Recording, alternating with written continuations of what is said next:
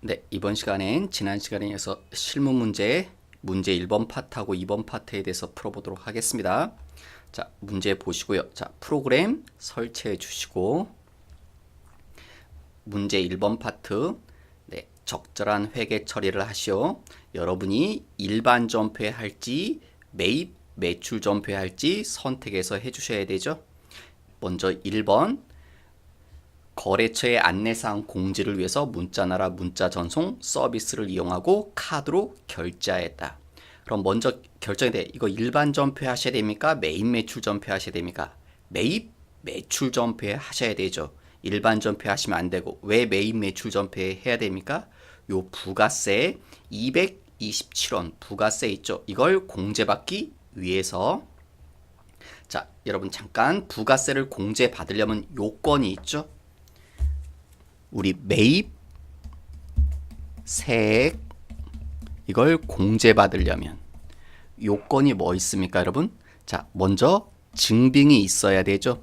증빙이 뭐 있어야 됩니까? 세금 계산서가 있어야 되죠. 만약 세금 계산서가 없으면 신용카드라든가 현금 영수증이라는 증빙을 수취하셔야 되죠. 그 다음 거래 상대방이 누구여야 됩니까? 거래 상대방이 일반 과세자에 되죠. 지금 일반 과세자입니까? 아닙니까? 일반 과세자입니다. 어떻게 합니까? 지금 우리랑 거래한 상대방이 주식회사 문자나라죠. 그러면 법인이죠. 법인은 간이 과세자가 없죠. 그 다음 이게 면세 내역이 아니니까 과세 사업입니다. 그러니까 과세 사업자는 일반 과세자 아니면 간이 과세자 둘밖에 없는데, 그죠? 일반 과세자 아니면 간이 과세자. 또 다른 사업자가 면세 사업자가 있죠. 이렇게. 그런데 지금 거래 내역이 면세가 아니죠. 지금 부가세가 있다는 거 확인하실 수도 있고, 그리고 법인은 간이가 아니니까 문자나라는 일반 과세자라는 거 확인할 수 있습니다.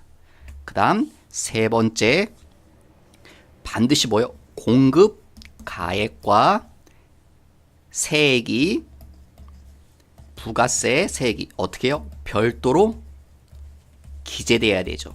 거기 카드 점표에 보시면 공급 가액이 얼마 써 있습니까? 2273원. 부가세는 227원이라고 따로 써 있죠. 이 요건도 만족했고, 네 번째 불공제 요건 이거에 해당되지 않아야 되죠.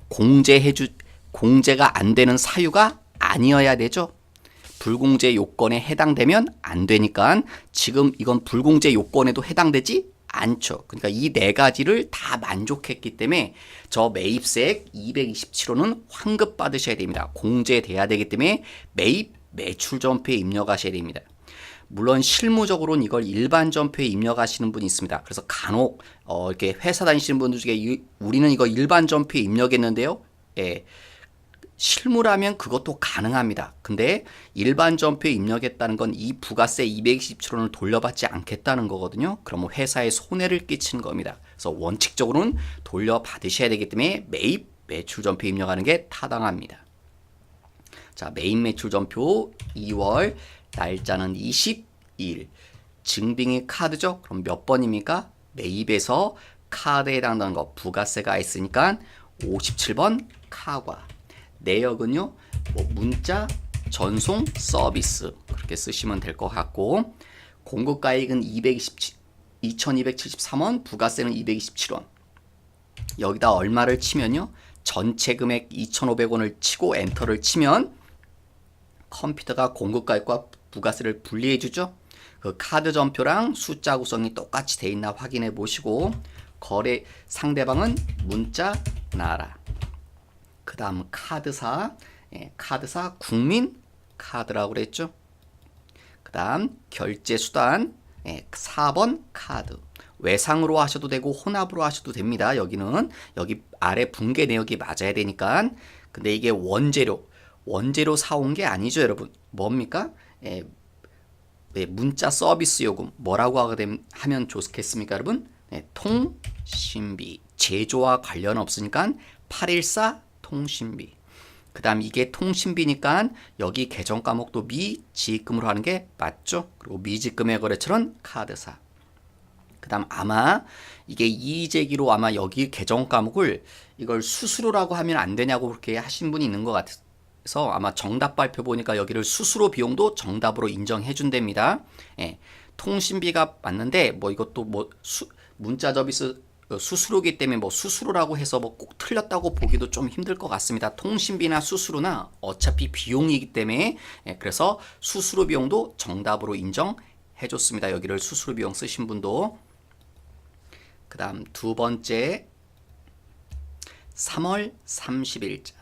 지금 3월 30일자는 여기 표현이 나오네요. 뭐라고? 감자. 이건 어디다 입력해야 됩니까? 일반 전표 입력에 여기다 입력을 해 주셔야죠. 자, 감자 회계 처리 순서가 어떻게 됩니까? 먼저 떠올리시고 감자를 하면 자, 뭐가 감소돼야 됩니까? 자본금이 차변 가서 감소돼야 되죠. 무슨 금액으로? 액면가. 자본금은 오직 액면가로 처리하니까. 그 다음 두 번째 돈이 나갈 겁니다. 왜? 사와서 감자해야 되니까 돈이 보통 나가죠. 그 다음 세 번째가 뭡니까? 만약 차변이 모자르면 감자 차손. 대변이 모자르면 뭐라고 합니까? 감자 차익. 그 다음 또 하나 아셔야 되는 거 중요한 거 감자 차손과 감자 초익은 서로 무슨 관계? 서로 상계해야 되는 거. 그래서 만약에 내가 감자 차손을 쓰고 싶으려면 차변에 감자 차익이 기존에 있었다면 감자 차익을 먼저 없애고 감자 차손을 쓰셔야 되고 기존에 감자 차손이 있었다면 감자 차손을 없애고 감자 차익을 쓰셔야 되죠.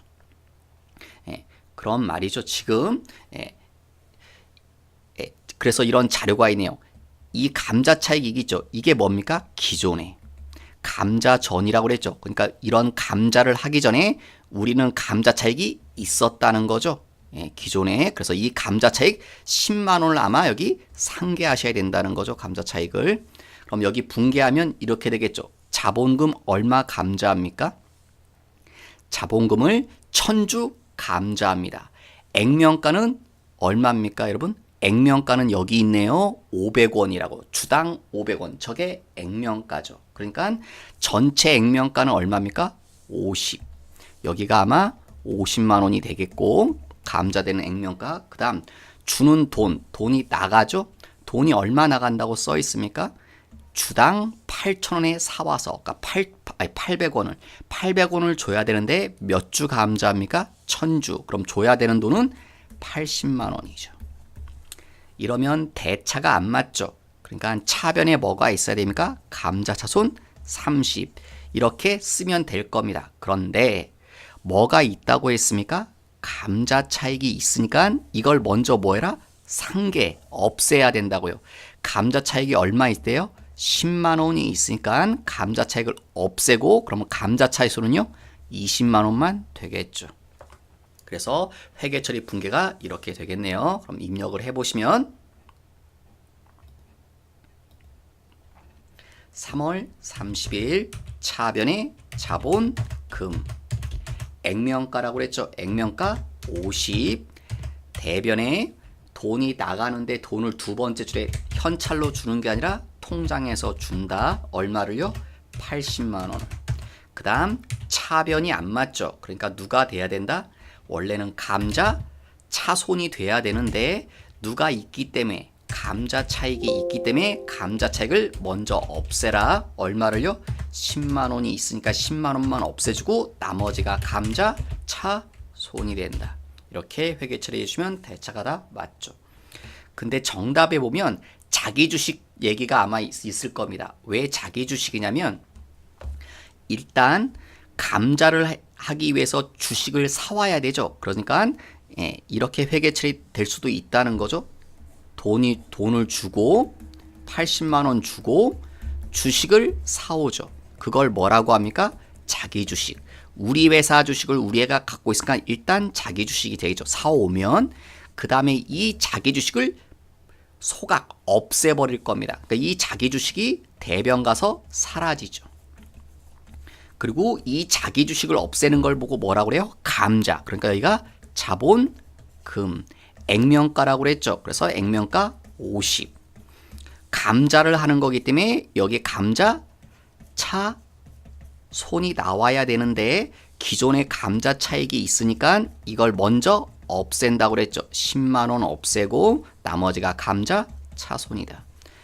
그러니까 결국 자기 주식은 나왔다 바로 어떻게 됩니까? 바로 사라지니까 아까 우리 회계 처리한 요 내용만 이렇게 남는 거랑 결론은 동일해지죠. 요 두 개는 도로 사라지니까. 그래서 이것도 쓰고 이것도 쓴 사람도 다 정답으로 해준답니다. 어차피 결론은 같거든요. 자기 주식은 나왔다 바로 사라지기 때문에. 그 다음 3번.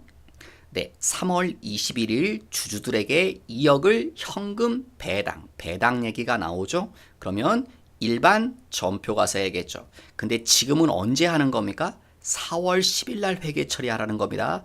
여러분 3월 21일에는 이런 회계 처리가 되겠죠. 3월 21일에는 뭐만 했습니까?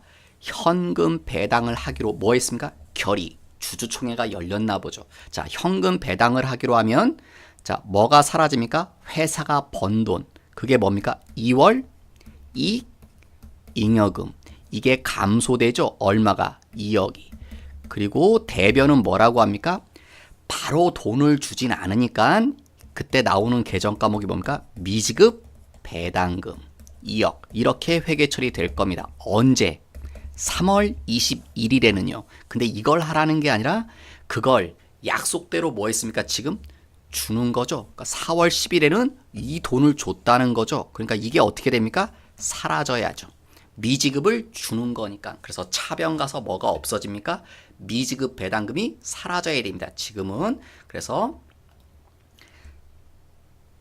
4월 10일 날 차변 가서 미지급 배당금이 감소되고 얼마요? 2억. 그리고 돈을 줘야죠. 돈 어떻게 준다고 써 있습니까? 통장에서 보통 예금.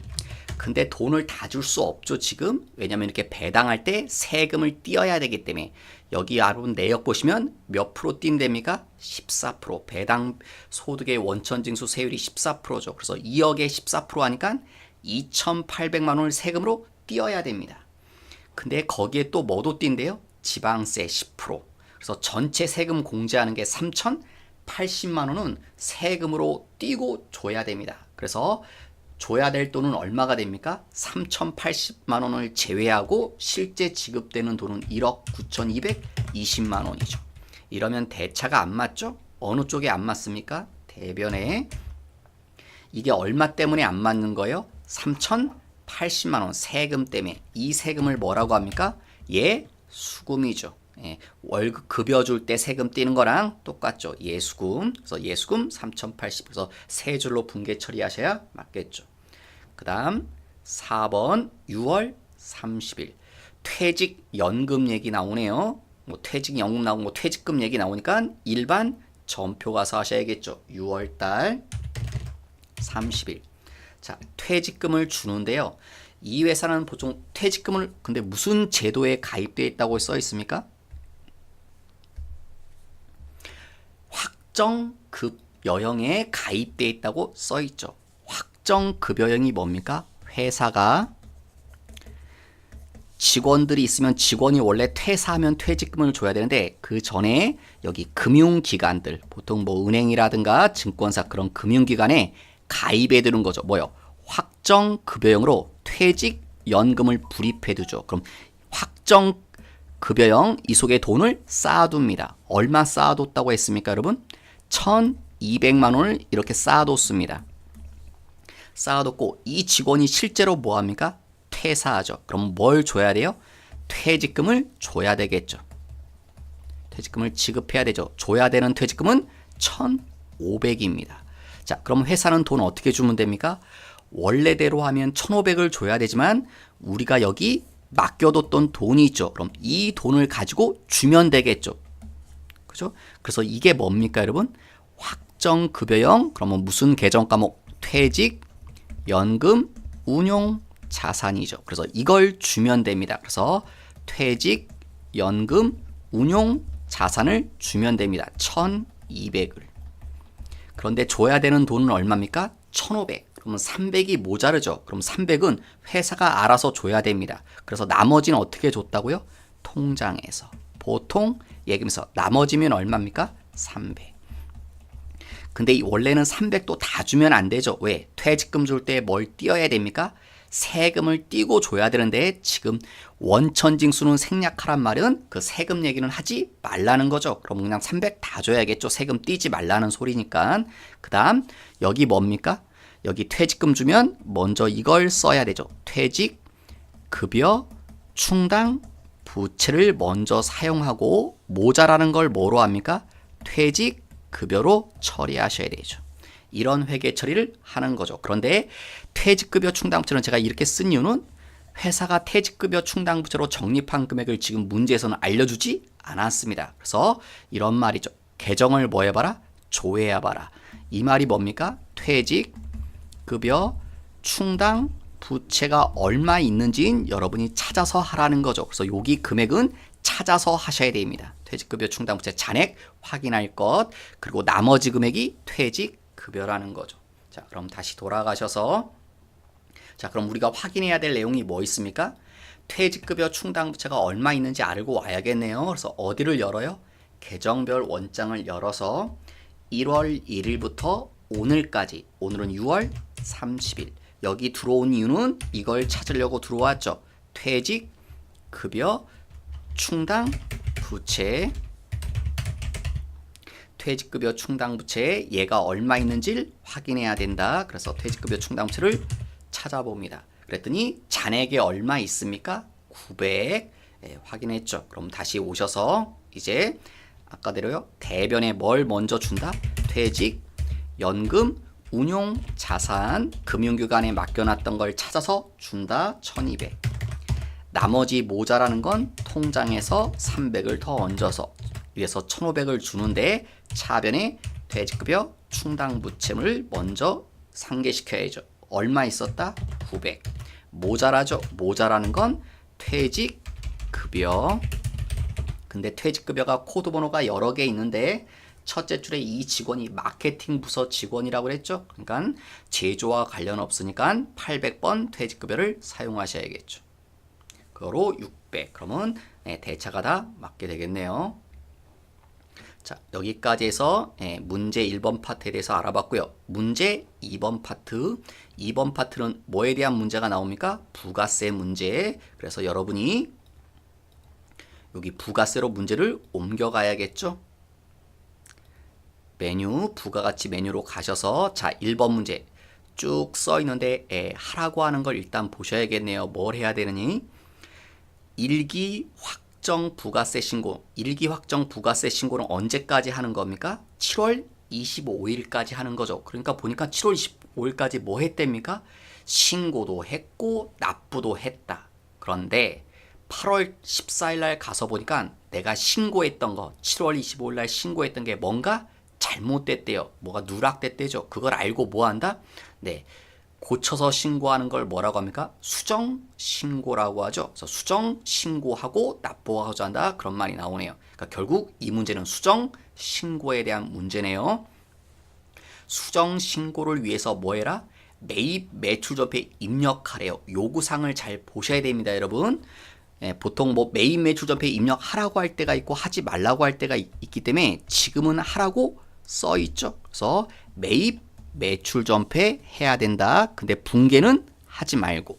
그 다음 뭐도 하래요? 부가세 수정 신고서하고 가산세까지 작성해라. 그죠?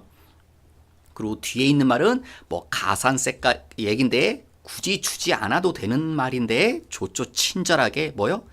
세금 전자생가서를 발행하지 않으면 미발행 가산세가 적용되죠.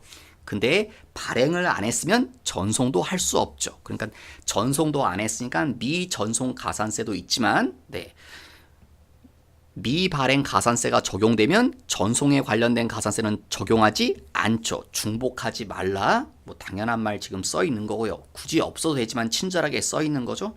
그 다음 신고 불성실 가산세는 일반, 부당이 아니라 부정한 방법이 아니라 일반으로 적용한다. 자, 누락된 내용들 확인하셨죠? 누락된 내용이 3건 있네요.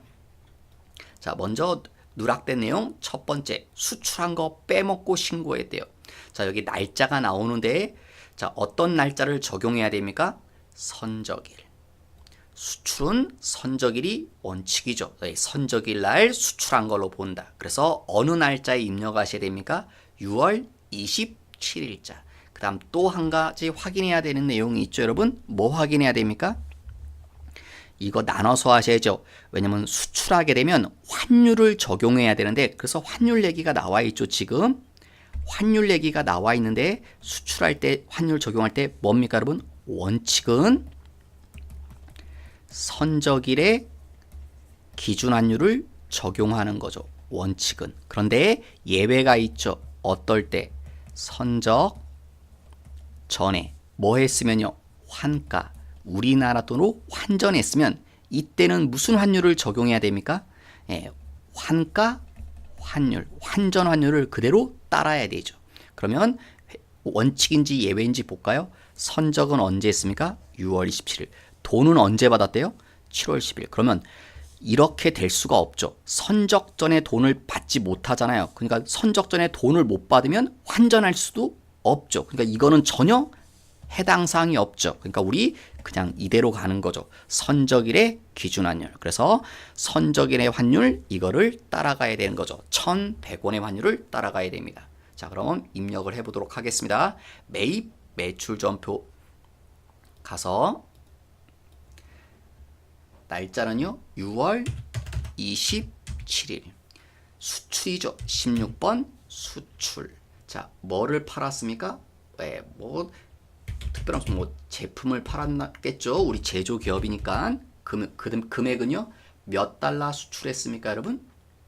3,000불, 3,000달러를. 근데 환율은 선적일의 환율이 1,100원이니까 3,000달러를 1,100원 환율 적용하면 332죠. 그 다음 거래처는 라로체. 그 다음 영세율 구분 눌러서 뭡니까? 직접 수출이죠. 특별한 말 없으면 직접 수출한 거죠. 그 다음 수출 신고번호는 알려주지 않았으니까 지나가시고, 그 다음 붕괴는 생략하라고 했죠. 그러면 붕괴 안 할 거니까 여기 하단에 0번 붕괴 없음. 붕괴 안 한다. 그 다음 두 번째 5월달 3일. 자, 두 번째는요. 세금 계산서를 발급하지 않았대요. 차를 팔고. 그러면 우리가 팔았으니까 매출이죠. 근데 11번이 안 되겠네요. 세금계산서가 없으니까 발급 안 했으니까 12번도 아니고 계산서 발급했다는 거 계산서 대상도 아니고, 그래서 몇 번입니까? 무증빙 건별이죠. 뭘 팔았다? 소형 승용차를. 공급 대가라고 써 있습니다. 공급 대가는 이 둘이 합친 걸 공급 대가라고 하죠. 합쳐서 1,320만 원이래요. 그러면 앞쪽은 얼마 돼야 됩니까? 1,200. 뒤쪽은 120. 그래서 이 숫자 합쳐서 1,320 나오는 거 맞죠? 거래처는 대상 라이프. 그 다음 붕괴는 역시 하지 말라고 했으니까 0번 붕괴 없음. 그 다음 세 번째 6월 30일자. 6월달 다시 6월달로 가서 30일자. 세 번째는요. 매입 세금계산서죠. 세금계산서를 받았다는 소리죠. 그러면 유형은요. 이거부터 떠올리셔야 됩니다. 54번인가? 54번이 아니라면 51번으로. 지금 54번이 아니죠. 임차료니까 불공제 사유에 해당되지 않아서 51번 과세 임차료. 금액은 200의 부가세 별도로 20. 거래처는 미림. 종이 세금계산서니까 여기 체크하시면 안 되겠네요. 종이라고 그랬으니까. 붕괴는 역시 안 할 거니까 0번. 다 입력했네요. 그럼 나오시고, 자, 이제 그러면 여기까지는 한 거죠. 매입 매출 전표에 입력은 했습니다. 붕괴 역시 생략하고 여기까지는 끝났고, 이제 신고서를 작성하셔야겠죠. 그래서 부가세 신고서 언제 겁니까? 일기 확정 4월에서 6월. 그 다음 여기 뜨죠. 자, 무슨 신고? 수정신고. 몇 차? 1차.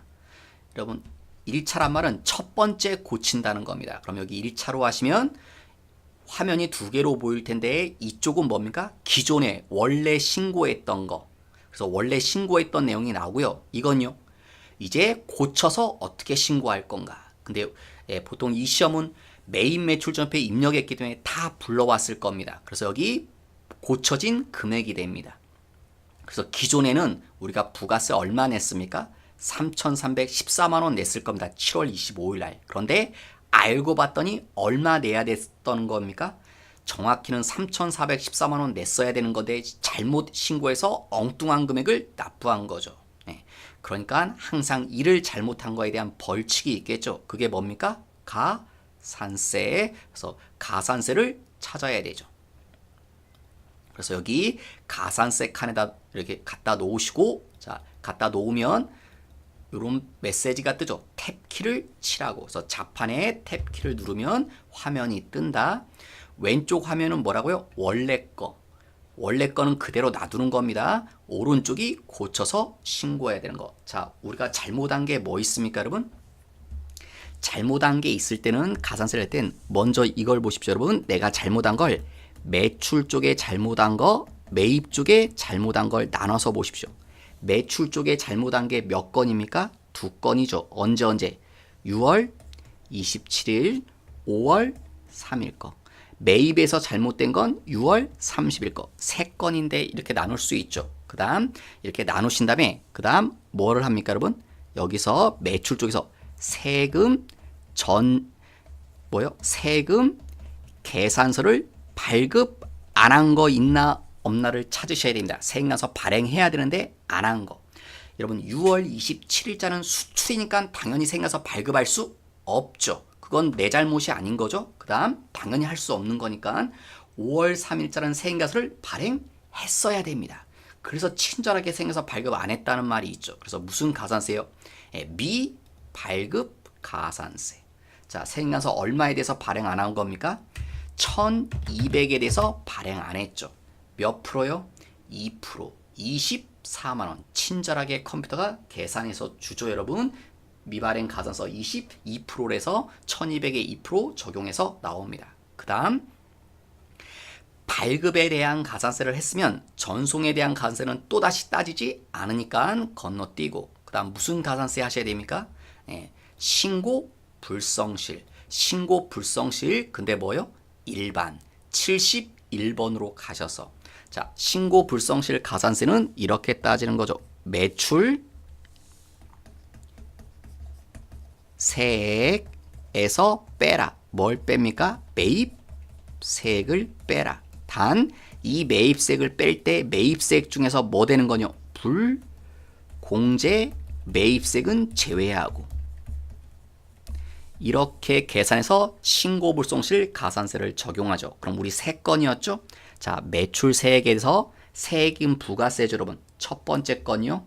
첫 번째 거 6월 27일자는 수출이니까 영세율이니까 매출세액이 제로죠. 두 번째 거 5월 3일 거는 세액이 얼마입니까? 부가세 120만 원이죠. 요 두 개가 매출에 관련된 거니까. 그 다음 세 번째 거는 매입세액이죠. 부가세 얼마요? 20만 원. 매입세액 20만 원이죠. 세 번째 거. 근데 이게 불공제 되지 않으니까 빼줄 금액이 없죠. 그래서 결국은 120에서 20 빼주는 거죠. 그럼 얼마 나옵니까? 100만 원. 그래서 신고불성실 가산세는 100만 원. 자, 몇 프로 적용할 겁니까? 여러분 혹시 기억이 안 나시면 여기 뭐 뒤쪽이라고 이렇게 써 있고도 막 그러죠, 여러분. 자, 신고불성실 가산세 몇 프로입니까? 10%. 그럼 얼마가 돼야 됩니까? 10만 원. 신고불성실 가산세는 10만 원. 그런데 항상 조심해야 되죠. 매번이니까. 신고불성실 가산세는 감면 제도가 있죠. 6개월 이내 수정 신고하면 50% 반 깎아주죠. 지금 6개월 이내 수정 신고하고 있는 거죠, 우리? 7월 25일 날 해야 되는 걸 8월 14일이니까 한 달도 안 걸렸죠. 6개월 이내니까 50% 감면. 그럼 10만 원에서 50% 깎아주면 5만 원만 신고불성실 가산세로 내시고, 그 다음 납부 불성실 신고도 안 했으면 이 세금 내지도 않았겠죠. 100만 원. 자, 이건 없던 기능인데 친절하게 나와 있죠, 여러분. 예, 그래서 예전보다 쉬워졌을 겁니다. 계산기로 직접 안 하셔도 되니까. 자, 원래 세금 언제 내야 됐습니까? 당초 19년 7월 25일 날 냈어야 되는 거죠. 그런데 이걸 지금 내고 있죠. 19년 몇 월 달에 내고 있다고요? 예, 8월 14일 날. 그래서 미납일수 늦게 내는 날수가 20일. 그래서 확인 누르시면 컴퓨터가 미납일수에서 적용해서 가산세 얼마? 5,000원. 예. 그 다음 또 요거 있나 꼭 확인하셔야 됩니다. 74번 영세율 과세표준 신고 불성실 있죠. 언제 거요? 이거 첫 번째 게 영세율이었잖아요. 이거 잘못했죠. 이 금액이 얼마였습니까, 여러분? 330이었죠. 그거의 0.5% 16,500원. 그런데 얘도 조심하셔야죠, 여러분. 얘나 이름이 다 신고불성실로 끝나기 때문에 영세율 과세표준 신고불성실도 감면이 있다는 거. 우리 71번 요 신고불성실 가산세 할 때 50% 깎아줬죠? 그럼 얘도 6개월 이내에서 50% 감면해줘야 되기 때문에 16,500원을 다시 50% 깎아줘야 됩니다. 그럼 얼마만 내면 됩니까? 8,250원만 내시면 되겠네요. 그래서 납부불성실 가산세까지, 저 영세율 신고불성실 가세 감면까지. 여러분 감면 있다는 거 잊어버리시면 안 됩니다. 가산세가 시험 문제 나오면 감면은 반드시 연결돼서 같이 내게 돼 있습니다. 여태 시험은 다 50% 감면이었습니다. 6개월 이내로. 그러니까 50% 감면이 있다는 거 꼭 기억해 주셔야 됩니다. 종종 이걸 많이 까먹기 때문에 여러분들이 확인. 예, 그러면 다 작성됐네요. 자, 이걸 제출하는 겁니다. 사실 이렇게 화면에 보이지만 이게 원래 이렇게 출력하게 되면요. 이렇게 써집니다. 지금 차이 나는 부분이 있죠, 여러분? 그러면 여기 금액이 이렇게 이걸 신고하는데요. 요 위에 바뀐 부분이 있습니다. 이게 기존의 거죠. 그러면 기존하고요. 이 자리에 기존에 얼마였습니까? 0. 그러면 이렇게 0. 이 자리도 기존에는 없었죠. 숫자가 0. 이런 식으로 출력이 됩니다. 그래서 이걸 보고 어느 자리가 이런 자리가 요 4번 자리가 잘못됐다는 걸 확인할 수 있다는 거죠. 어떻게 잘못됐다? 전에는 0으로 신고했는데 고쳐서 1200으로 신고한다. 이렇게 확인할 수 있습니다. 근데 예전엔 손으로 다 썼는데 지금은 이제 컴퓨터가 좋아져서 이런 식으로 작성하면 이런 식으로 출력이 다 되십니다, 여러분. 그 다음 2번 문제가 더 쉬운 것 같습니다. 자, 구매 확인서란 말이 나오네요. 여러분 내국 신용장 구매 확인서란 말이 나오시면 떠올라야 되죠. 뭘? 영세율 세금 계산서. 이런 것 하면 머릿속에 이런 게 자동으로 떠올라야 됩니다, 여러분. 영세율 세금 계산서. 자, 그리고 요구사항 뭐 하랬습니까? 이익이 예정 신고할 때 내국 신용장 구매항서 전자발급 명서 이거와 영세율 매출 명세를 작성하고 부가세 신고서 과세표준 및 세액을 작성하시오. 나한테 시키는 게 몇 개입니까? 3가지 작업을 해야 됩니다. 3가지라서 많은 것 같지만 오히려 시험 문제는 더 쉬울 겁니다. 이건 크게 어려운 내용이 아니라서 3개를 작성해야 된다는 거. 자, 이게 구매 확인서입니다.